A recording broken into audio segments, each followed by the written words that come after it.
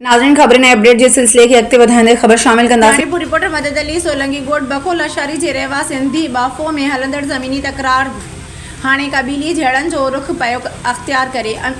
अमीरा सुमरो नंढा मासूम ॿार साण करे सरफराज़ भट्टी ऐं ॿियनि पारां ज़मीन ते कब्ज़े करण माण जूं धमकियूं पिया ॾियनि। नोटिस वॾी तहफ़ुज़ ॾिनो वञे मिसमात अमीरा भट्टी।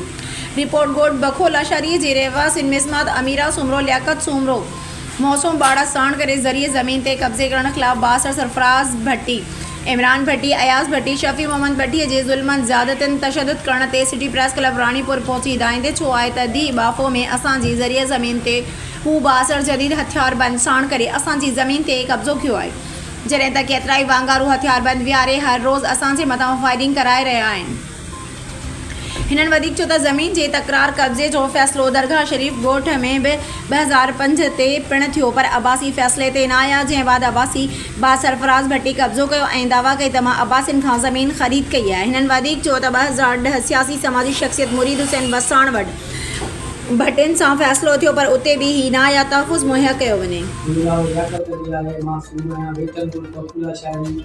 ज़मीन ते बाफ़ो में 12 एकड़ आहे, जंहिं ज़मीन ते सरफराज़ भट्टीअ कब्ज़ो कयो आहे ऐं रूपोश माण्हू बीहारे वेठो आहे ऐं असांजे घरनि जे ॿाहिरि असांजे घरनि जे मथां मोर्चा ठाहियो वेठो आहे ऐं ॿुहारी माण्हू अलाए किथां किथां जा रूपोश माण्हू घुराए वेठो आहे। राति जो घेर कराए ऐं घर खे ॿाहिरि ॿियो केस करे असांखे फासाइण थो चाहे।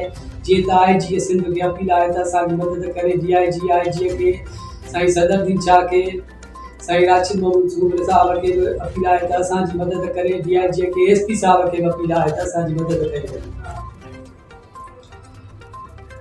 जीअं त सभिनी खे नोटिस IG सभिनी खे मुंहिंजी अपील आहे त हीअ जीअं बि असांजो खूनी तकरार हले थो पियो, असांखे ईअं मदद कई वञे ऐं असांखे घणो ई असांखे तंग था कनि ऐं असांखे क़ौमी जेको आहे झेड़े जे तकरार में आणींदो वञे ऐं खे अपील तो कयां त असांजी मदद कई वञे। मुंहिंजो नालो अमीरा सुमरो आहे।